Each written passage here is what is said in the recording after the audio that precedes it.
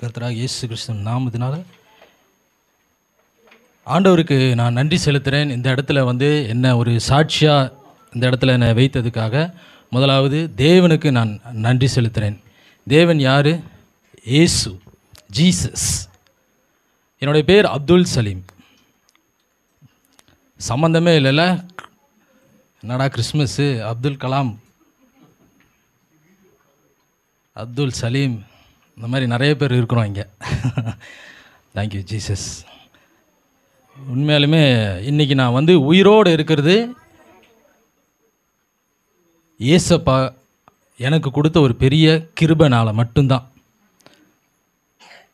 தேவனுக்கு நான் நன்றி செலுத்துகிறேன். அதே போல் என்ன கோபாலகிருஷ்ணன் சார் பாஸ்டர் அவருக்கு நான் நன்றி செலுத்துகிறேன். எனக்கு இந்த ஒரு வாய்ப்பை கொடுத்ததுக்காக நான் ஆண்டவரை துதிக்கிறேன். Thank you thank you. ஸோ வந்திருக்கிற எல்லா தேவனோட பிள்ளைகளுக்காகவும் நான் நன்றி செலுத்துகிறேன். கண்டிப்பாக இன்றைக்கி உங்களுக்கு ஒரு பெரிய ஆசீர்வாதமாக இருக்கும். கண்டிப்பாக நீங்கள் எல்லாருமே வந்து இதை காது உள்ளவன் கேட்க கடவன் சொல்லும்போது அந்தமாரி நம்ம வந்து கொஞ்சம் உண்மையாலுமே நீங்கள் வந்து உணர்ந்து கேட்கணும்னு சொல்லி நான் ரெக்வெஸ்ட் பண்ணுறேன். தேவன் உங்கள் வாழ்க்கையில் ஒரு பெரிய அற்புதம் செய்வார். இன்றைக்கி இவ்வளோ நேரம் நம்ம வந்து சந்தோஷமாக இருந்தோம். ஸோ இந்த சந்தோஷத்தோடு நம்ம வந்து திரும்பியும் தேவனுடைய ஆசீர்வாதத்தை பெற்றுக்கொண்டு நம்ம போகணுன்னு சொல்லி நான் கர்த்தருக்குள் விசுவாசிக்கிறேன். கண்டிப்பாக உங்களை ஆசீர்வதிப்பார். ஸோ எனக்கு கொடுக்கப்பட்ட இந்த சிறு நேரத்தில் ஷார்ட்டாக நான் வந்து என்னுடைய சாட்சியை சொல்லிடுறேன். ஏன்னா என்னுடைய சாட்சி மட்டுமே முழுசாக சொன்னோம்னா கிட்டத்தட்ட ஒரு மணி நேரத்துக்கு மேலே ஆகும். ஸோ அவ்வளோ அற்புதங்கள் ஆண்டவர் செய்திருக்கிறார் என்னுடைய வாழ்க்கையில். என்னுடைய போது லவ் பண்ண ஆரம்பித்தேன். சரிங்களா? லவ் பண்ணும் போது நம்ம அப்பா அம்மா பேச்சை கேட்போமா? கேட்கவே மாட்டோம். ரொம்ப கவனமாக இதுக்கப்புறம் தான் கேட்கணும். என்னுடைய முழு வீடியோவை வந்து பார்த்தீங்கன்னா யூடியூப்பில் போட்டிருக்கிறேன். சலீம் ஃபிலிப்புன்னு சொல்லி நீங்கள் டைப் பண்ணிங்க அப்படின்னா ஆச்சரியம் அப்படின்னு சொல்லி ஒரு ஃபஸ்ட்டு வீடியோ இருக்கும். அந்த வீடியோவில் போனீங்கன்னா ஃபுல் டீட்டெயில்ஸ் நான் அதில் போட்டிருக்கேன். நீங்கள் எல்லாம் பார்த்தீங்கன்னா கண்டிப்பாக இன்னும் நீங்கள் வந்து ஆசீர்வதிக்கப்படுவீங்க. ஸோ இப்படி தான் என்னுடைய வாழ்க்கை வந்து கோயம்புத்தூரில் ஸ்டார்ட் ஆகி நான் வந்து கல்யாணம் பண்ணி அதுக்கப்புறம் எனக்கு 2006 கல்யாணம் ஆச்சு. 2007 எனக்கு ஒரு பையன் பிறந்தான். ஸோ தொடர்ந்து என்னுடைய வாழ்க்கை அப்படியே போய்கிட்டே இருந்தது. 2008 வந்து திரும்பியும் நான் வந்து குடிக்க போனேன். ஒரு வேலைக்கு ஒரு தனியார் கம்பெனியில் போய் அங்கே போய் வேலைக்கு போனேன். அந்த வேலையில் போய் குடிக்க ஆரம்பித்தேன் தொடர்ந்து. அப்புறம் வீட்டுக்குள்ளே பிரச்சனை வரத்தான் செய்யும். கணவன் மனைவிக்குள்ளே பிரச்சனை வந்துக்கிட்டே இருக்குது. ஏன்னா டெய்லி நம்ம வந்து போதையில் போனால் எப்படி யார் தான் என்ன ஒத்துக்குவாங்க, யாரும் ஒத்துக்க மாட்டாங்க. இப்போ தொடர்ந்து இப்படியே போய்கிட்டே இருக்கிற நேரத்தில் என்னால் சரியான வீட்டை பார்த்துக்க முடியல, பையனை பார்த்துக்க முடியல. ரொம்ப பிரச்சனையாகுது, கடன் ஆகுது. இப்படியே தொடர்ந்து ஒவ்வொரு கடனாக தொடர்ந்து ஆக ஆக ஆக ஆக இதை விட்டுறணும்னு சொல்லிட்டு 2008 11 வரைக்குமே தொடர்ந்து குடிக்க ஆரம்பித்தேன். 11 ஒரு முடிவு எடுத்தேன். நீ நம்ம குடிக்கிறனால தான் இவ்வளோ பிரச்சனைகள் வருது, அதனால் குடிக்கக்கூடாது அப்படின்னு சொல்லிட்டு உடனடியாக அதை வந்து ஸ்டாப் பண்ணி ஒரு அடிக்ஷன் சென்டர் போனேன். அடிக்ஷன் சென்டரில் போய் அங்கே உடனடியாக வந்து ரெக்கவர் ஆகி ஒரு 10 days இருந்து எனக்கு வந்து கவுன்சிலிங்லாம் கொடுத்து அங்கே வந்து ரெக்கவர் ஆகி வந்தாச்சு. குடிக்கக்கூடாதுன்னு சொல்லிவிட்டு அதுக்கப்புறம் ஒரு 1.5 வருஷம் நல்லா இருந்தேன். அப்போ வந்து பார்த்திங்கன்னா சரவணம்பட்டியில் ஒரு வீடு வாங்கி தனியாக நாங்கள் இருந்தோம். ஒரு கார் வச்சுருந்தேன். நல்லா வந்து ஜம்முன்னு இருக்கிற மாதிரி வந்து வெளி உலகத்துக்கு தெரியும். ஆனால் ஃபுல்லாக கடன், ஏகப்பட்ட இடத்துல கடன். இங்கே ஒரு கடன் வாங்கி இங்கே கட்டுறது, இங்கே ஒரு கடன் வாங்கி இங்கே கட்டுறது. ஏன்னா நம்ம வெளி உலகத்துக்கு நம்மளை வந்து பந்தாவாக காட்டிக்கணும் நம்ம. இப்படி தான் என்னுடைய வாழ்க்கை போய்கிட்டே இருந்தது. இப்போ ஒரு இடத்துல வந்து ப்ரெஷர் வர என்ன ஆகுது அப்படின்னா திருப்பி நான் குடிக்க ஆரம்பிச்சிடுறேன். இப்போ கண்டினியூஸாக 3 டைம் நான் குடிக்க ஆரம்பித்தேன். 3 டைம் குடிக்க ஆரம்பித்ததுக்கப்புறம் வீட்டில் இருக்கவங்க என்ன தான் பண்ணுவாங்க? 99 வந்து என்னுடைய மிஸ்டேக்ஸ். ஏன்னா எனக்கு பிறந்த பையன் பேரை வச்சு அவனுக்கு உடம்பு சரியில்லைன்னு சொல்லி ஃப்ரெண்ட்ஸுக்கிட்டேருந்து காசு வாங்குறது, அம்மா அப்பா கிட்டேருந்து காசு வாங்குறது, காசு வாங்கி போய் குடிக்க தான் செய்வேன். ஏன்னா எனக்குள்ளே என்னன்னே தெரியல, திரும்ப திரும்ப வந்து பார்த்திங்கன்னா அந்த குடிக்குள்ளேயே பிரச்சனை போகுது. என்னன்னா எங்கே போனாலும் ஒரு நிம்மதி இல்லை. இந்த இடத்துல கடன் வாங்கினது நாளைக்கு கடன் கொடுக்கணும், அங்கே வாங்கினது இங்கே கொடுக்கணும். இப்படியே தொடர்ந்து இருக்கனால இந்த குடிக்கும் வந்து எனக்கு அடிமையானனால இதுலேருந்து வெளியே வர முடியல. 2வது முறையாக போயிட்டேன். 3வது முறை சிங்கநல்லூரில் அடிக்ஷன் சென்டர், காந்தி ட்ரஸ்ட்டுன்ட்டு, அப்புறம் நீலாம்பூரில் ஒரு சாரல் சொல்லிட்டு அங்கே. ஸோ தொடர்ந்து 3 டைம் போய் என்னால் அதில் ரெக்கவர் ஆகி வர முடியல. அதுக்கப்புறம் வந்து பார்த்தேன், சரி எனக்கு வந்து ஒரு சின்னதாக ஒரு பிஸ்னஸ் ஆரம்பிக்கலாம்னு சொல்லி ஹோட்டல் ஆரம்பித்தோம். அதிலும் லாஸு. இதுக்கப்புறம் அம்மா வந்து மலேசியாவில் இருக்காங்க. இப்போ இங்கே வந்திருக்காங்க அம்மாவும் சித்தியும், மலேசியாவில் இருந்தாங்க. சரி நம்ம அங்கே போய் ஏதோ ஒன்று பண்ணி இந்த கடனெல்லாம் கட்டிடலான்னு போய் அங்கே போனால் அங்கேயும் எனக்கு சரியாகலை. இப்படியே தொடர்ந்து போக போக போக போக 2016 2017 ஆயிடுச்சு. சரியாக எல்லாமே வந்து கைவிட்டு போயிட்டே இருக்குது ஒவ்வொன்றா. இப்போ என்னால் எதுவுமே பண்ண முடியல. நான் இப்படி இடைப்பட்ட கேப்பில் இப்படி போயிட்டு வரும்போது முக்கியமாக வந்து நம்ம பழகிற ஃப்ரெண்ட்ஸ் ரொம்ப கவனமாக இருக்கணும். ஏன்னா தேவன் நமக்கு வந்து உள்ளதே உள்ளதென்றும், ஆமாம், ஏன்னா இந்த சாட்சி கண்டிப்பாக உங்களுக்கு பிரயோஜனமாக இருக்கும். ஏன்னா நமக்கு உலகத்தில் இருக்கவங்க எப்படி இருக்காங்க என்ன எதுன்னு தெரியாது. அதனால் நம்ம கூட இருக்கவங்க எப்படி இருக்காங்க என்னென்ன தெரியாது. இந்த இடைப்பட்ட கேப்பில் என்ன ஆயிடுச்சுன்னா, என்னுடைய மனைவிக்கும் என் கூட இருந்த என்னுடைய நண்பருக்கும் பழக்கம் ஆயிடுச்சு. எவ்வளோ ஒரு வேதனையாக இருக்கும், ரொம்ப கஷ்டமாகி போச்சு. கடைசியில் அவனுடைய தம்பி ஓடி வந்து ஒயின் ஷாப்பில் நான் தண்ணி அடிச்சுட்டுக்கேன் வந்து என் காலில் விழுந்து இந்த மாதிரி ஆயிடுச்சுன்னு சொன்னேன். ஒன்றுமே பண்ண முடியல. ஃபோன் பண்ணால் எந்த ரெஸ்பான்ஸ் இல்லை. ஏன்னா எல்லாமே இழந்து போயாச்சு. இந்த மலேசியா போயிட்டு வந்த உடனே வீடை விற்றா தான் எல்லா கடனையும் கட்ட முடியும்னு சொல்லி வீடை விற்றாச்சு, காரை கொடுத்தாச்சு. இப்போ அவங்க என்ன ஆச்சு, என்னுடைய அந்த இருந்த ரேஞ்ச் வந்து குறைஞ்சனால அவங்க வந்து என்ன ஒரு முடிவு எடுத்தாங்க அப்படின்னா, இன்றைக்கோ நாளைக்கோ நீ சாகிற மாதிரி இருக்க. ஏன்னா என்னுடைய நிலமை அப்படி இருந்துச்சு. கை கால் நடுங்கும், தலை நடுங்கும், என்னால் பேச முடியாது, யார்கிட்டையும் வெக்கமாக இருக்கும், ரொம்ப கஷ்டமாக இருக்கும். ஏன்னா ஒரு 10 ரூபா அவங்க என்கிட்ட கேட்டாங்க, நான் எடுத்து கொடுக்குறதுக்கு என்கிட்ட காசு இல்லை. அந்த அளவுக்கு கடைசியில் கீழே போயாச்சு. ஆனால் இருந்த கடனெல்லாம் அந்த வீடை கட்டி வீடை விற்று எல்லாத்தையும் கொடுத்து முடிச்சாச்சு. இப்போ வாடகை வீட்டுக்கு போனோம், அங்கேயும் காலி பண்ண சொல்லிட்டாங்க, வாடகை கொடுக்க முடியாது. இந்த நேரத்தில் அவங்க என்ன பண்ணிட்டாங்க, இந்த மாதிரி விஷயங்களை பண்ணதுக்கப்புறம் எனக்கு ரொம்ப துக்கம் ஆயிடுச்சு. டிவோர்ஸ்க்கு கேட்டாங்க, டிவோர்ஸ்க்கு அப்ளை பண்ணியிருக்கிறோம், வந்த உடனே வந்து சைன் பண்ணி கொடுத்துட்டு போயிருங்க. அப்புறம் நான் மலேசியா போகிறது வர்றது இப்படியே இருந்துச்சு. அப்புறம் சைன் பண்ணி கொடுத்துட்டு போயிட்டு இந்த இடத்துல எனக்கு ஜீரோ, கோயம்புத்தூரில் ஒன்றுமே இல்லை. இப்போ அம்மாவை நம்பி நான் அங்கே போகிறேன். அங்கே போய் ஏதோ ஒன்று பண்ணலாம் அப்படின்னு சொல்லிட்டு, வாழ்ந்தால் அங்கே வாழலாம், சாவுறதுனாலும் அங்கேயே சாவலாம்னு சொல்லிட்டு அங்கே போனேன். அங்கே போன கொஞ்சம் நாட்கள்லேயே என்ன ஆயிடுச்சுன்னா, 1 மாதத்துக்குள்ளேயே வந்து அவங்க வந்து கல்யாணம் பண்ணிக்கிட்டாங்க. அவங்க கல்யாணம் பண்ணதை என்னுடைய வாட்ஸ்அப் ஸ்டேட்டஸில் நான் வந்து பார்க்குறது மாதிரி ஆயிடுச்சு. அப்போ நான் அதை பார்க்க வந்து எனக்கு இன்னும் அதிகமாக வந்து குடிக்கிறதுக்கு தான் நான் போகிறேன். ஏன்னா நமக்கு சொல்யூஷன் கிடையாது, யார் நமக்கு கூட இருக்கிறா, நமக்கு ஏதாச்சும் ஒரு ஆறுதல் இல்லை, எதுவுமே கிடையாது, ஒன்றுமே வழி தெரியல. இப்போது திரும்பி நான் குடிக்க தான் போகிறேன். கடைசி என்னாச்சு, சின்னதாக இந்த நெஞ்சுக்கிட்ட இந்த கணையம் இருக்கும், அந்த கணையத்தில் லைட்டாக வலி எடுக்க ஆரம்பிச்சிது. வலி எடுத்தது நான் வந்து கேஸ் தான் இருக்கும் அப்படின்னு சொல்லி நான் வந்து விட்டுட்டேன். தொடர்ந்து நான் வந்து குடிக்க என்ன ஆச்சுன்னா வயிறு வலி எடுக்க ஆரம்பிச்சிச்சு. சரி, இன்றைக்கி இங்கே டிவி இருந்துருந்துச்சுன்னா கண்டிப்பாக நான் என்னுடைய எல்லா ஃபோட்டோஸையும் நான் வந்து உங்களுக்கு போட்டு காட்டியிருப்பேன். ஆனால் நீங்கள் யூடியூப்பில் போய் பார்த்து நீங்கள் எல்லா ஃபோட்டோஸையும் நீங்கள் பாருங்கள். நான் ஒன்றே ஒன்று இங்கேருந்து உங்களுக்கு தெரியும்னு நினைக்கிறேன். ஒரே ஒரு ஃபோட்டோஸ் நான் காட்டுறேன். மஞ்சக்காமலை வந்தால் எப்படி இருக்கும் அப்படின்னு தெரியுதா உங்களுக்கு? ஸோ இந்தமாரி நிறைய ஃபோட்டோஸ் வந்து நான் அப்லோட் பண்ணியிருக்கிறேன். நான் வந்து சாட்சியாக இருக்கிறேன். இந்த சாட்சிக்கு ஒரு சாட்சி இருக்குது, அந்த சாட்சிக்கு இன்னொரு சாட்சி. இன்றைக்கி நான் வந்து சலீம், எனக்கு இப்படி ஆண்டவர் சுகம் கொடுத்தாரு அப்படின்னு சொன்னால் உண்மையாலுமே அந்த மாதிரி விஷயங்களில் இருக்கவங்க அதை ஏற்றுக்கொள்ளுவீங்க. இல்லைன்னா இதெல்லாம் நாங்கள் பார்த்தது தானே அப்படின்பீங்க. ஆனால் தேவன் பாருங்கள், நம்ம கூடயே இருந்து ஒவ்வொரு விஷயமாகவே வந்து கூட இருந்து என்னை வந்து நான் படுத்துட்டு இருக்கிற நேரத்தில் ஒவ்வொரு ஃபோட்டோ எடுப்பேன். அப்போது எங்கள் வீட்டில் இருக்கவங்க சொல்லுவாங்க, ஏன் இப்படிலாம் நீ ஃபோட்டோ எடுத்துகிட்டு இருக்கிறேன்னு. யாருக்கு தெரியும் இன்றைக்கி அது சாட்சியாக இருக்குதுன்னு? யார் அந்த கூடையே இருந்து எனக்கு இதெல்லாம் எடுக்க சொல்லி கற்றுக் கொடுத்தா? தேவன் நம்ம கூட எப்பொழுதுமே கூடையே இருப்பார். ஆமேன். ஸோ நமக்கு அது தெரியாது, அது உணர்ந்து கொள்ள முடியாது. அந்த உணர்வு வரணும் நம்ம எல்லாத்துக்குமே, தேவன் இருக்கிறார் அப்படின்னு சொல்லிட்டு. நம்மளும் ஏதோ, நான் நிறைய இடத்துல பார்த்துருக்கேன், நம்மளும் ஏதோ ஜீசஸ் இருக்கிறாரு, கடவுள் இருக்கிறாரு அப்படின்னு சொல்லிட்டு வர்றோம். நான் உண்மையாக இருக்கிறவங்க சொல்ல, பட் அவரோட நான் ட்ராவல் பண்ணிகிட்டு இருக்கனால நான் சொல்கிறேன், அவர் யாருன்னு எனக்கு தெரியும். ஹீ இஸ் ஹியர், இங்கே இருக்கிறார் அவர்.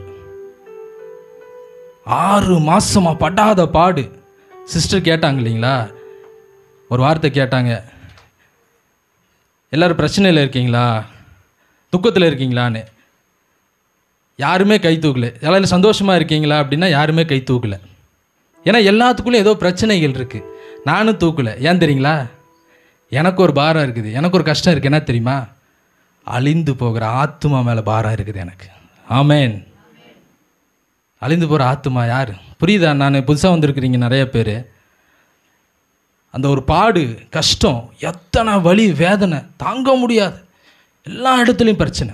கடைசியில் வயிறு வலி எடுக்க ஆரம்பிச்சிச்சு மலேசியாவில். முடியாத வயிறு வலி, தாங்க முடியாத வலி. நம்ம இன்றைக்கெலாம் வந்து பார்த்திங்கன்னா ஒரு டேப்லெட் போட்டால் கொஞ்ச நேரத்தில் சரியாயிடும். என்னுடைய வயிறு வந்து பார்த்திங்கன்னா இவ்வளோ பெருசாக இருந்துச்சு. எல்லா ஃபோட்டோஸ் நான் இருக்கிற இன்னொன்று கூட காட்டிடுறேன். நான் ஒரு 3 ஃபோட்டோ மட்டும் காட்டுறேன் உங்களோட விசுவாசத்துக்காக. இதனுடைய கால் இப்படி இருந்தது.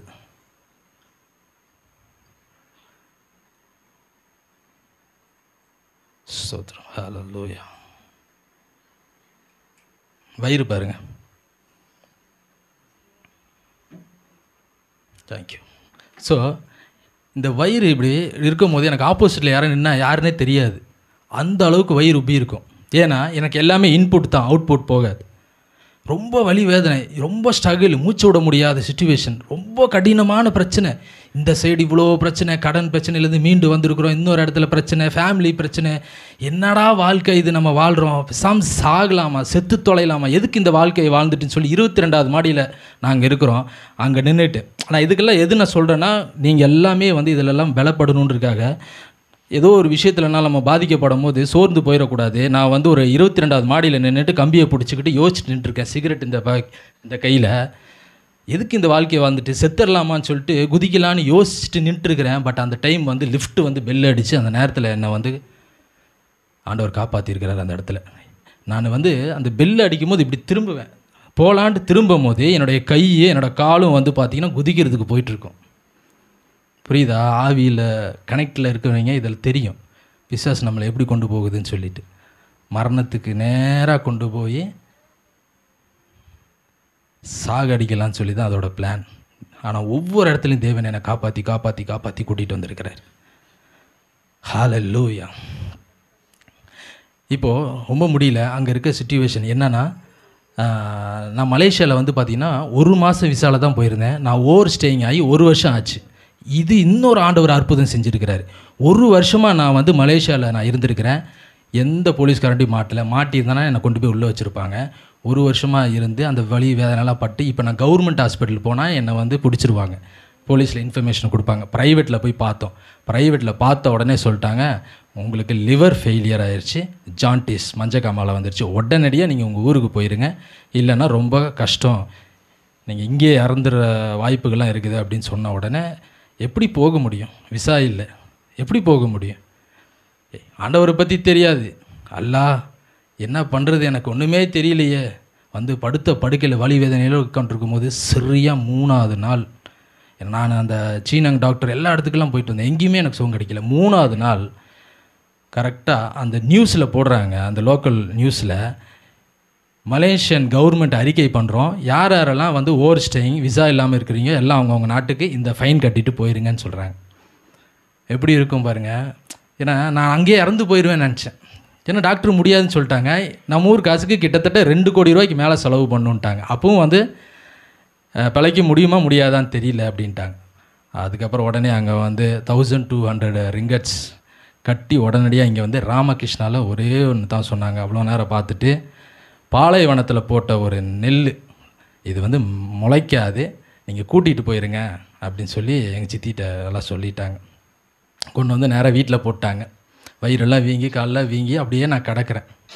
இப்போ ஜெம் ஹாஸ்பிட்டலுக்கு போகிறோம், கோயம்புத்தூர் ஜெம் ஹாஸ்பிட்டலில். எனக்கு ட்ரீட்மெண்ட் பண்ண ஒரு பேர் வந்து கான். அப்போது அவர் எல்லாம் ட்ரீட்மெண்ட் பண்ணிவிட்டு 99 கஷ்டம்தான், ட்ரை பண்ணலாம் அப்படின்னு சொன்னாங்க. சரி ஓகே ட்ரை பண்ணுங்கன்னு சொல்லி 50 லட்சம், சாரி 50,000, 1 லட்சம் இப்படி கட்ட ஆரம்பித்தோம். இப்படி ஒவ்வொன்றா கட்ட சரியாக 3வது நாள், அதே 3வது நாள் நான் அப்படியே படுத்துட்ருக்கிறேன். பக்கத்தில் ஒரு அம்மா, வயசான அம்மா வந்து எனக்காக ஜெபம் பண்ணிக்கிட்டு இருக்கிறாங்க. யாருன்னே எனக்கு தெரியாது. கண்ணை திறந்து பார்க்குறேன், அந்த அம்மா ஜெபம் பண்ணிக்கிட்டு இருக்காங்க. என்னம்மா அப்படின்னு கேட்டால், தம்பி சுகமாயிரும் கவலைப்படாதீங்கன்னு சொல்லிட்டு ஒரு சின்ன பைபிள் கொடுத்தாங்க. அந்த தலைக்கடியில் வச்சுட்டேன். தேவன் 3 விதமாக நம்மக்கிட்ட இடைப்படுவாருங்க. குழந்தை பருவம், வாலிப பருவம், கல்யாண பருவத்தில். ஆண்டவர் அறியாமல் ஒருத்தருமே இந்த பூமியில் இருக்க முடியாது. ஏதோ ஒரு விஷயத்தில் ஆண்டவர் அறிஞ்சே இருப்பீங்க. நீங்கள் ரீகால் பண்ணி பாருங்கள் உங்கள் லைஃப்பை, கண்டிப்பாக ஆண்டவர் இடைப்பட்டிருப்பார். ஆமேன், ஹல்லேலூயா. ஸோ இப்படி தான் என்னை வந்து இந்த ஜம்மு ஹாஸ்பிட்டலில் அந்த அம்மா பார்த்து எனக்கு ப்ரேயர் பண்ணிவிட்டு போயிட்டாங்க. அதுக்கப்புறம் எங்கள் அப்பா கூட ஒருத்தர் வந்து அவரு வந்து தம்பி இயேசுவை பிடிச்சிக்கோ உன் சுகம் கிடைக்கும்னு சொல்லி சொன்னாங்க. நான் அதெல்லாம் இந்த காதில் வாங்கிட்டு இந்த காதில் விட்டுருவேன். இப்படியே தொடர்ந்து போய்கிட்டே இருக்குது. 50,000 1 லட்சம் இப்படி கட்டி கட்டி கட்டி கடைசியில் 5 லட்ச ரூபா வரைக்கும் கட்டிட்டோம். இப்போது ஒரே ஒருத்தவங்க பைபிள் எடுத்து டக்குன்னு சங்கீதம் 50:15 படிங்களேன். ஹல்லேலூயா ஜீசஸ், நீ என்னை மகிமைப்படுத்துவாய். இதை தான் நான் செஞ்சிட்ருக்கேன். இப்போ வார்த்தை உயிருள்ள வார்த்தையா? ஆமேன். அந்த அம்மா அங்கே சொல்லிட்டு போயிட்டாங்க. அந்த கூட அந்த பிரதர் சொல்லிட்டு போயிட்டார். இப்போ ஒரு நாள் நான் வந்து டேப்லெட்டை போட்டுட்டு எந்திரிக்கிறேன், ஸ்டக் ஆகிடுச்சு. அப்படியே மூச்சு விட முடியாமல் நின்றுட்டேன். 20 நிமிஷம் மூச்சு இல்லாமல் என்னை வந்து ஐசியூக்கு என்னை கூட்டிகிட்டு போகிறாங்க. ஸ்ட்ரக்சரில் வச்சு அந்த பெல்ட்டு கட்டுறாங்க. அதெல்லாம் அந்த பெல்ட்டே பிஞ்சிருச்சு. அந்த அளவுக்கு வந்து என்னுடைய வாய், என்னோடய கண்கள் எல்லாம் அப்படியே கோணிச்சிட்டு போகுது. பக்கத்தில் எங்கள் சித்தி நின்று பார்க்குறாங்க. அவ்வளோதான், முடிஞ்சு போச்சு அப்படின்னு சொல்லிட்டேன். அந்த நேரத்தில் எனக்கு இவங்க சொன்ன அந்த ஒரு வார்த்தை, தம்பி இயேசுவை பிடிச்சிக்கப்பா, இயேசு உனக்கு சுகம் கொடுப்பாருன்னு சொன்ன ஒரு வார்த்தையில் இன்னுமே எனக்கு கேட்கல. அந்த இடத்துல ஒரே நிமிஷம் ஐசிக்கு என்னை தள்ளிட்டு கூட்டிகிட்டு போகும்போது, ஏசப்பா என்னை காப்பாற்றுங்க, அவ்வளோதான். இப்போது ஐசிக்கு கூட்டிகிட்டு போயிட்டாங்க. ரொம்ப வலி வேதனையில் இருக்கிறேன், மூச்சு விட முடியாமல் இருக்கிறேன். நம்ம யூரின் பண்ணுற உறுப்புலேருந்து எனக்கு ஆக்சுவலாக வயிறு பெருசாக இருக்கும்போது ஹோல்ஸ் போட்டு இதுலேருந்து தண்ணி எடுப்பாங்க. ஏன்னா இவ்வளோ தூரம் ஆயிடுச்சுன்னா என்னால் மூச்சு விட முடியாது, யூரின் வழியாகவும் போகாது, ரொம்ப கஷ்டம். அப்போ ஐசியூக்கில் என்னை கொண்டு போயிட்டு யூரின் பண்ணுற அந்த உறுப்புலேருந்து எனக்கு இன்ஜெக்ஷன் பண்ணி சக் பண்ணுவாங்க. அது எவ்வளோ பெரிய கொடுமையான வலி தெரியுங்களா? சும்மா நீங்கள் நினச்சி பாருங்கள் அந்த அனுபவம் பட்டிருக்கிற அந்த வலியை. அது சக் பண்ணி இழுக்கும் போது வர அந்த யூரின் ஒவ்வொரு சொட்டும் அவ்வளோ வேதனையாக இருக்கும். விடிய விடிய அந்த வேதனையை தாங்கியிருக்கிறேன். வந்துட்டேன் திருப்பியும். 1 ரூபாய் இல்லை, முடிஞ்சு போச்சு. 5 லட்ச ரூபா செலவு பண்ணதுக்கப்புறம் எந்த காசுமே இல்லை கையில், கொண்டு வந்து வீட்டில் போட்டாங்க. திரும்பியும் எனக்காக ப்ரேயருக்கு வராங்க. நானே வந்து ஒன்றுமே இல்லாமல் எங்கள் சித்தி அடைக்கலம் கொடுத்துருக்குறாங்க, அவங்க வீட்டில் நான் இருக்கிறேன். எல்லோரும் ப்ரேயருக்கு வருவாங்க. தயவுசெய்து போயிருங்கப்பா, நானே அனாதை ஒன்றுமே இல்லாமல் இருக்கிறேன், எங்கள் சித்தி எனக்கு இடம் கொடுத்துருக்குறாங்க, நீங்கள் வந்து கத்தி ஜெபம் பண்ணி அவங்களையும் சேர்த்து நடுரோட்டு விட்டுறாதீங்க, தயவுசெய்து போயிருங்கன்னு சொன்னவன் நான். வரும் போதெல்லாம் அனுப்பிடுவேன், போங்க போங்கன்னு. ஆனால் விட மாட்டாங்க, வருவாங்க. வந்து ப்ரேயர், இல்லை தம்பி ஏசப்பா உங்களுக்கு சுகம் கொடுப்பாரு, நீங்கள் நம்புங்க, விசுவாசிங்க அப்படின்னு. நம்பவே மாட்டேன், கேட்கவே மாட்டேன். அப்புறம் கடைசியில் எனக்கு தெரியுது, நல்லா ஜீவனே என்னை விட்டு வெளியே போகுது, நல்லா தெரியுது. அப்போ தான் நான் இந்த ஒரு வாட்ஸ்அப் எடுத்துகிட்டு மறுபடியும் என்ன பண்ணுறேன், பார்க்கும் போது என்னுடைய ஃப்ரெண்ட்ஸ், நான் குடித்தவன், நான் வீடை விற்கும் போது 3 லட்ச ரூபா அட்வான்ஸை வாங்கி அந்த 3 லட்ச ரூபாவையும் குடித்து தீர்த்தவன் நான். என்னுடைய மனைவிக்கு துரோகம் பண்ணவன் நான். என் பிள்ளை பேரை கடனை வாங்கி குடித்தவன் நான். அப்போது கடைசியில் 3 டைம் என்னை போய் டிஅடிக்ஷன் சென்டரில் சேர்த்து திரும்பியும் அந்த பழக்கத்தில் இருக்கேன்னு சொல்லி அப்பா அம்மா வெறுத்துட்டாங்க என்னை. இவ்வளோ டைமு போய் இதுலேயும் நீ சரியாக மாட்டேங்கிறான். கடைசியில் அந்த ஃபோட்டோவில் பார்க்குறேன், என் கூட சேர்ந்து குடித்தவனுங்க அங்கே எங்கேன்னு போய் ஜாலியாக சுற்றிட்டு இருக்கானுங்க. அதை பார்க்கும்போது நான் மரணத்தில் இருக்கிறேன். அதை நான் பார்க்கும்போது எப்படி இருக்கும், ஏன்டா எனக்கு இப்படி ஒரு நிலமை, எல்லோரும் நல்லா இருக்கீங்களே, நான் ஏன் இப்படி நான் படுத்துட்டு இருக்கிறேன், ஒருத்தன் கூட வந்து பார்க்கல, ஒருத்தன் கூட ஃபோன் பண்ணி கேட்கல எப்படி இருக்கீங்கன்னு சொல்லி. எவ்வளோ கஷ்டமாக இருக்கும், ஜாலியாக சுற்றிட்டு இருக்கானுங்க. ஒரே நிமிஷம் யோசித்தேன், இதுக்கெல்லாம் காரணம் என்ன, குடித்தது தானே. ஒரு உலகத்தில் இருக்கிற அந்த ஒரு மதுபானிலே போட்டிருக்குது, இது உனக்கும் வீட்டுக்கும் கேடுன்னு போட்டிருக்குது. அதை பார்த்து மீறி நான் குடித்து, அதனால தானே இவ்வளோ பிரச்சனை, இன்றைக்கி நடு ரோட்டில் ஒன்றும் இல்லாமல் நான் நிற்கிறேனே அப்படின்னு சொல்லிட்டு. மனம் திரும்புங்கள், பரலோக ராஜ்யம் சமீபமாக இருக்குது. அந்த நிமிஷம் நான் என்ன பண்ணேன், மனம் திரும்பினேன். இனி குடிக்கக்கூடாது, இனி நம்ம உண்மையாக கடவுளுக்காக வாழணும், அல்லாஹ்க்காக வாழணும் அப்படின்னு சொல்லி முடிவெடுத்தேன்.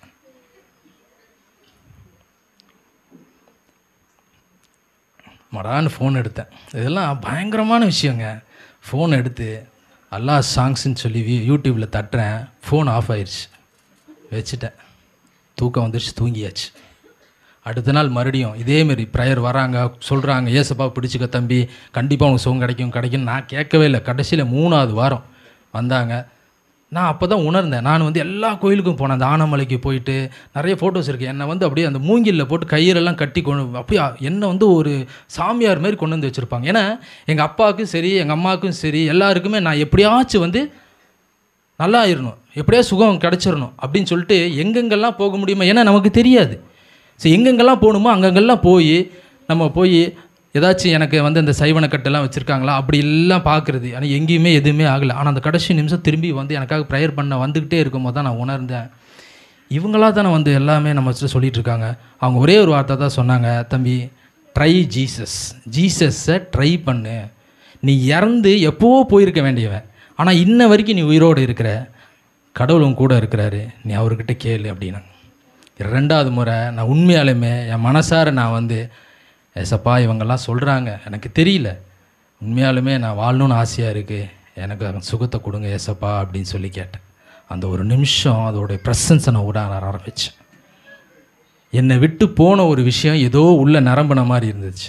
ஆமேன், ஹல்லேலூயா. எல்லாம் கேட்குறீங்களா?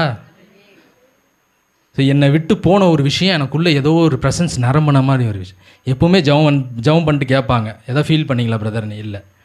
ஆனால் அந்த நிமிஷம் நான் வந்து ஃபீல் ஆன உடனே, தம்பி உங்களுக்கு சுகம் கிடச்சிருச்சு, ஆண்டவரை பிடிச்சிக்கோங்க, அவர்கிட்ட நீங்கள் பேசுங்க, அவர் உங்ககிட்ட பேசுவார் அப்படின்னு சொல்லிட்டு ப்ரேயர் பண்ணிவிட்டு போயிட்டாங்க. ஸோ கொஞ்சம் நேரம் தான் இருக்குது. அதுக்கப்புறம் இப்படியே நான் தொடர்ந்து நான் இருக்கேன். இந்த ஒரு 10 நாளுக்குள்ளே இயேசு யாருங்கிறது தெரிஞ்சுக்கிட்டேன். சரிங்களா? இந்த 10 நாள் அவர் யார், அவர் எதுக்கு இந்த பூமிக்கு வந்தார், எதுக்கு என்ன பண்ணிகிட்டு இருக்கிறாரு அப்படின்னு சொல்லிட்டு தெரிஞ்ச உடனே இப்போ யார் நம்மளை வந்து அட்டாக் பண்ணுவா? பிசாஸ் வந்து அட்டாக் பண்ணுவான். என்ன தெரியுமா சொல்லுது? மெதுவாக வந்து தம்பி ஏசு கீசெல்லாம் யாரும் கிடையாது, நீ மருந்து சாப்பிட்றல, அதனால தான் உனக்கு சுகம் கிடைக்குது அப்படின்னாங்க. நான் பார்த்தேன், என்னால் முடியல. நான் உட்காந்த முட்டியை போட்டேன், ஏசப்பா உண்மையாலுமே கடவுள் நீங்கள் தான் இருந்தீங்கன்னா அப்படின்னா 2 மாதத்துக்கான மருந்து கொடுத்துருக்காங்க, இந்த மருந்து சாப்பிடவே மாட்டேன். நான் உண்மையான கடவுளாக இருந்தால் நான் உங்களுக்கு, நீங்கள் எனக்கு மட்டும் சுகம் கொடுத்தீங்க அப்படின்னா உண்மையாலுமே நான் வந்து உங்களுக்கு சாட்சி சொல்கிறேன், உங்களுக்கு ஊழியத்தை செய்கிறேன் அப்படின்னு நான் சொல்லி அன்றைக்கி ஒரு அற்பமாக தான் சொன்னேன். என்னத்துக்காகனா சுகத்துக்காக. சுகம் கிடைச்சா சாட்சி சொல்கிறது ஒன்றும் பெரிய விஷயம் இல்லை. ஊழியன்னா என்னன்னே தெரியாமல் நான் அவர்கிட்ட சொன்னேன், நான் உங்கள் ஊழியத்தை செய்கிறேன்னு சொல்லி. இன்றைக்கி அந்த ஊழியத்தை அவருடைய அன்பின் கயிறுனால் இன்றைக்கி செய்து கொண்டு இருக்கிறார். ஆமேன். நமக்கு ஒன்றுமே தெரியாது, எதுவுமே தெரியாது. அந்த நிமிஷம் ஆண்டவர்கிட்ட ஒப்படைச்சிட்டு எனக்கு தெரியாது நீங்கள் பார்த்துக்கங்கன்னு சொல்லி 2 மாதம் மருந்து சாப்பிட்றது நிப்பாட்டினேன். ஒரு நேரம் நான் வந்து மருந்து சாப்பிட்லன்னா கூட நான் வந்து இறந்து போயிடுவேன். அப்படி இருக்கும்போது 2 மாதமாக மருந்து சாப்பிடாமல் நேராக ஹாஸ்பிட்டல் போய் பார்க்கும்போது என்னுடைய ஃபுல் டெஸ்ட் எடுத்து பார்க்குறாங்க, அழுகி போயிருந்த லிவர் புதுசாக இருக்குது. ஆமேன். எப்படி ஒரு உறுப்பு இல்லாத உறுப்பு எப்படி அது வரும்? எப்படி வந்துச்சு? ஆல்ரெடி தேவன் நம்மளை முன்குறித்து வைத்திருக்கிறார். அதுக்கப்புறம் அந்த இடத்துல அவருடைய மூஞ்சை நான் பார்த்தேன். அந்த டாக்டரோட மூஞ்சில் அவ்வளோ பெரிய ஒரு ஆச்சரியம். மஞ்சக்காமால் 38 இருந்தது, 0.03 நார்மலாக இருந்துச்சு. ஆமேன். அப்போது அந்த டாக்டர்கிட்ட இருக்க அந்த மூஞ்சில் பார்த்த அந்த ஒரு ஆச்சரியம் தான் இன்றைக்கி என்னுடைய அந்த யூடியூப்பில் ஆச்சரியம்னு வச்சுருக்கிறேன். டாக்டர் கேட்குறாங்க எப்படி இது நடந்துச்சு அப்படின்னு கேட்டாங்க. எனக்கு தெரியாது. வந்தாங்க, ப்ரேயர் பண்ணாங்க, ஆண்டவர் ஏற்றுக்கொள்ள சொன்னாங்க, ஏற்றுக்கொண்டோம். ஆண்டவர் எங்களுக்கு சுகம் கொடுத்தார். அவ்வளோதான், சிம்பிளு. இன்றைக்கி எவ்வளோ பேர் எத்தனை 1000 கோடி காசை கொண்டு போய் கொடுத்துக்கிட்டு எவ்வளோ வியாதியோடு இன்னும் இருக்கிறாங்க, எவ்வளோ பிரச்சனையிலேருந்து மீள முடியாமல் இருக்கிறாங்க. எங்கெங்கேயோ நான் போகிறேன், ஆண்டவர் எங்கெங்கேயோ என்னை கூட்டிகிட்டு போகிறாரு. ஒவ்வொரு இடத்தையும் பார்க்கும்போது உட்காந்த இடத்துல நான் வந்து ஆண்டவரை ஏற்றுக்கொண்டு சுகம் கொடுங்க ஏசப்பான்னு சொன்னேன். எனக்கு என்ன தெரியுங்களா சொன்னாங்க? லிவரை டிரான்ஸ்பிளான்ட் பண்ணி வைக்கணுன்ட்டாங்க. அது எப்படி தெரியுமா? 25 லட்சம் வேணும். அப்படியே 25 லட்சத்தை நீங்கள் கொடுத்தீங்கனாலும் மாதம் 10,000 ரூபாய்க்கு மருந்து சாப்பிட்ணும். ஃபுல்லாக லைஃப் லாங் பெட் ரெஸ்ட் தான். இதுக்கப்புறம் ஒரு மனுஷன் உயிரோடு இருந்து என்ன முடிவு பண்ணிட்டேன் அப்போது. ஆனால் பாருங்கள், ₹1 செலவு இல்லாமல் ஆண்டவர் என்னை வந்து இந்த ஜீவனை கொடுத்து திரும்பி இந்த இடத்துல சாட்சியாக வைத்திருக்கிறார். ₹1 வாங்கலைங்க. எவ்வளோ அன்பான தெய்வம் பார்த்தீங்களா? அதுக்கப்புறம் தான் தெரிஞ்சேன், இவர் தான் உண்மையான தெய்வம்னு தெரிஞ்சுக்கிட்டேன். எப்படி தெரிஞ்சால் மட்டும் பத்தாது, அவரோட இருக்கிற அந்த அனுபவத்துக்குள்ளே வரணும், அவரோட ஷேர் பண்ணணும் நிறைய விஷயங்களை. இன்றைக்கி நம்ம நிறைய விஷயங்களை நம்ம என்ன பண்ணுறோம், மற்றவங்கள்ட்ட ஷேர் பண்ணுறது, அங்கே ஷேர் பண்ணுறது, இங்கே ஷேர் பண்ணுறதோட தேவனுக்கிட்ட நம்ம ஷேர் பண்ணும் போது தான் தேவன் நம்ம வாழ்க்கையில் ஒரு அற்புதம் செய்வார். நேராக வந்தேன், நேராக வீட்டுக்கு வந்து ஒரு உறுப்பே இல்லை. ஆனால் சும்மா நான் உங்களுக்கு ஊழியம் செய்கிறேன், எனக்கு சுகத்தை கொடுங்கன்னு சொன்னதுக்கு அழுகி போயிருந்த லிவரை புதுசாக ஃப்ரெஷ்ஷாக வச்சுருக்கிறீங்களா ஆண்டவரேன்னு சொல்லிட்டு அவ்வளோ அழுதேன். நான் நேராக வந்து ஆண்டவர்கிட்ட சரண்டர் ஆனேன். யாருமே எனக்கு சொல்லிக் கொடுக்கல. உண்மையாலுமே வந்து அந்த ப்ரெசன்ஸை உணர்ந்தேன். அவர் எனக்குள்ளே இருக்கிறத நான் பார்த்தேன், எனக்குள்ளே நடக்கிறத பார்த்தேன், எனக்கு கற்றுக் கொடுத்ததை பார்த்தேன். நேரடியாக வந்து சரண்டர் ஆனேன். ஆண்டவரே, எனக்கு இனி ஒன்றும் தெரியாது, என் வாழ்க்கையை முழுசாக உங்கள் கருத்தில் கொடுக்குறேன். நான் இனி என்ன ஆக போவேன் என்னன்னு தெரியாது. எதுக்கு நீங்கள் எடுத்துருக்கிறீங்க, உங்கள் சித்தத்தின்படி என்னை செய்யுங்க, என்னை நடத்துங்கன்னு சொல்லி என்னை தாழ்த்தி அவரோட சமூகத்தில் நான் ஒப்பு கொடுத்தேன். இன்றைக்கி ஆண்டவர் என்னை அநேக இடத்துல வந்து ஆசீர்வாதமாக வச்சு, அநேக ஜனங்களுக்கு ஆசீர்வாதமாக வச்சு இன்றைக்கி இந்த சாட்சியை நடத்தி கொண்டு இருக்கிறார். தேவனுக்கு நான் நன்றி செலுத்துகிறேன். இந்த உறவு மட்டும் எப்படி தெரியுங்களா, யோவான் 15:15 ஆண்டவர் என்ன தெரியுங்களா, நண்பராக இருக்கணும்னு பார்க்குறார். சரியா, நான் உங்கள் பிள்ளைகள்கிட்ட நான் சொல்கிறேன், இந்த ஏஜில் நீங்கள் அவரை பிடிச்சிக்கிட்டீங்கன்னு வச்சுக்கோங்களேன், உங்கள் வாழ்க்கை பிரகாசமாக மாறிடும். கொஞ்சம் கூட இடறி போயிடாதீங்க. அருமையான பாஸ்டர் உங்களுக்கு இருக்கிறார், சூப்பராக அவர் கைட் பண்ணுறார். அதனால் ஒவ்வொருத்தரையும் வாய்ஸ் கவனிங்க. உங்கள் இடத்துல நான் அந்த மிஸ்டேக் பண்ணனால தான் நிறைய பாடு பிரச்சனைக்குள்ளே போயிட்டு வந்தேன்.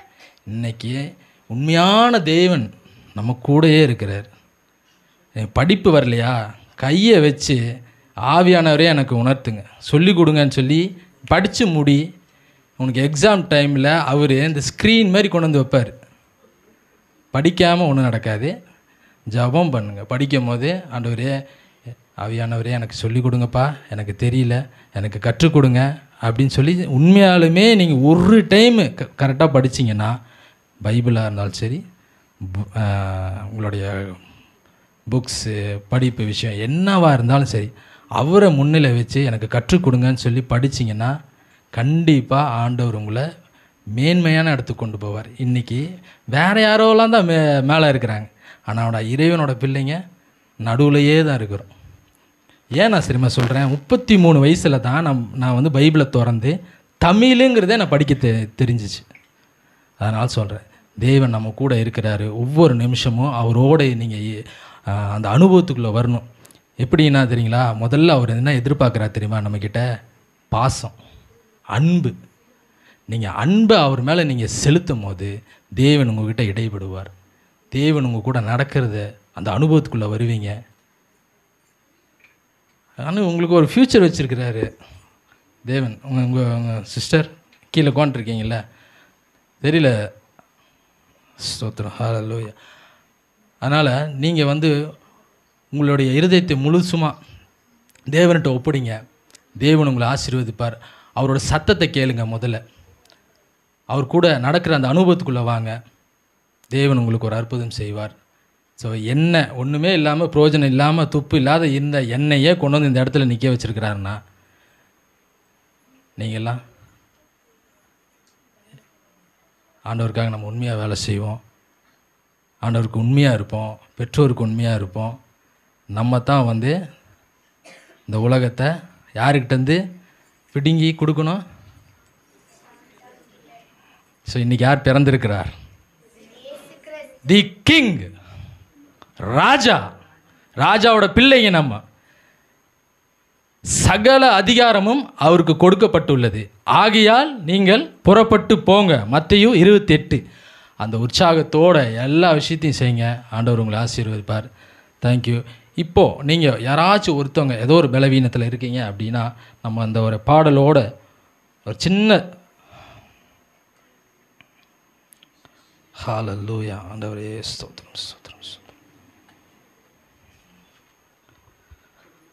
ஹல்லேலூயா. தேவன் இப்போ இந்த இடத்துல உங்களுக்கு இன்றைக்கி நம்ம இந்த இடத்துக்கு வந்திருக்கிறோம். ஒரு சந்தோஷமான இந்த அனுபவத்துக்குள்ளே நம்ம இருந்தாலும் மகிழ்ச்சியாக ஆண்டவர் நம்ம இன்றைக்கி வந்து பிறந்திருக்கிறார். இன்றைக்கி அந்த ஒரு ஃபங்க்ஷனில் நம்ம இன்றைக்கி கலந்துக்கிட்டோம். இன்றைக்கி ஆசீர்வாதமாக இருக்கோம். இன்றைக்கி இந்த சந்தோஷத்தோடு போகாமல் உங்கள் வாழ்க்கையில் ஒரு மாற்றம் இன்றைக்கி உண்டாகணும். ஸோ தேவன் இந்த நேரத்தில் ஒவ்வொருத்தராக எந்தெந்த பிரச்சனையில் இருக்கிறீங்களோ அதிலேருந்து ஆண்டவர் இன்றைக்கி உங்களுக்கு இப்போ ஒரு விடுதலை கொடுப்பாருன்னு சொல்லி நான் விசுவாசிக்கிறேன். ஹல்லேலூயா. எல்லாரும் அப்படியே கண்களை மூடுவோம். ஆமென். சகோதரன் ஜெபிக்கும்போது பாடும்போது என்னை தருகிறேன். ஆண்டவருக்கு ஒப்பு கொடுப்போம் இன்னைக்கு. ஆண்டவரே என்னை முழுசாக எடுத்துக்க, என்ன உங்கள் சித்தத்தின்படி இனி ஆண்டவரே என்னை நடத்துங்கன்னு சொல்லி ஒப்பு கொடுக்கும்போது ஆண்டவர் நம்ம வாழ்க்கையில் வந்து மிகப்பெரிய அற்புதத்தை செய்வார்னு சொல்லி ஆண்டவர் உங்களை ஆசீர்வதிப்பார். ஹல்லேலூயா. என்னை தருகிறேன் தருகிறேன் உம் கரத்தில், என்னை படைக்கிறேன் படைக்கிறேன் பாதத்தில், உருவாக்குமே என்னை உருவாக்குமே உருவாக்குமே என்னை உருவாக்குமே. கூயவனே உம் கையில் களிமண்ணான் உடைத்து உருவாக்கும், என் சித்தமல்ல உம் சித்தம் நாதா, தருகிறேன் உம் கைகளில். ஹல்லேலூயா. ஆண்டவரே உமக்கு நன்றி செலுத்துகிறோம் ராஜா. தேவனே எங்களோடு இருப்பதற்காக உமக்கு நன்றி செலுத்துகிறேன் ராஜனே. ஆண்டவரே இந்த இடத்துல நீர் ஆண்டவரே அப்பா இடைப்பட்டு கொண்டிருப்பதற்காக உமக்கு நன்றி செலுத்துகிறேன். ஆண்டவரே அப்பா உம்முடைய வார்த்தைகளும் அப்பா உம்முடைய சாட்சிகளும் ஆண்டவரே யார் யார் இருதயத்தில் தொடப்பட்டதோ தேவன் ஒரு அற்புதத்தை செய்வீராக. ஆண்டவரே யாரெல்லாம் பலவீனமாக வந்திருக்கிறாங்களோ ஆண்டவரே அப்பா உம்முடைய ரத்தத்தினால் அவர்களை ஆண்டவரே அப்பா ஆண்டவரே எல்லா பாவங்களையும் மன்னிக்கப்பட்டு ராஜா தேவன் ஒரு அற்புதத்தை செய்து அவங்க வாழ்க்கையில் ஒரு மாற்றத்தை உண்டு பண்ணுங்க ராஜா. ஆண்டவரே இவங்களை அடுத்த லெவலுக்கு கொண்டு போகாமல் எதெல்லாம் ஆண்டவரே அப்பா தடையாக இருக்கோ அந்த தடைகளெல்லாம் இயேசுவின் நாமத்தினால முற்றிலுமாக அகன்று போகட்டும்னு ஜெபிக்கிறோம். இவங்க வாழ்க்கையில் ஒரு வெளிச்சம் உண்டாகட்டும் ஆண்டவரே. இன்றையிலேருந்து ஆண்டவரே அப்பா இவங்க குடும்பத்தில் ஒரு சந்தோஷம் உண்டாகட்டும், ஒரு அற்புதங்கள் நடக்கட்டும் ஆண்டவரே. சிறு பிள்ளைகளை என்னிடத்தில் அனுப்புங்கன்னு சொன்னீங்களே உங்களுடைய ஆண்டவரே பிள்ளைகள் எல்லாரையும் ஆண்டவரே உங்கள் கரத்தில் கொடுக்குறோம். ஒவ்வொருத்தருக்கு இருக்க இந்த ஆண்டவரே அந்த டேலண்ட்டை வெளிப்படுத்துங்க, அந்த ஃப்யூச்சரை ஆசீர்வதிங்க ஆண்டவரே. உங்கள் கரத்தில் ஆண்டவரே அப்பா அந்த சபையை கொடுக்குறோம் ராஜா. ஆசீர்வதிங்கப்பா, உங்களுடைய சித்தத்தின்படி நடத்த உதவி செய்யுங்க. இயேசுவின் மூலம் ஜெபிக்கிறோம் நல்ல பிதாவே, ஆமென்.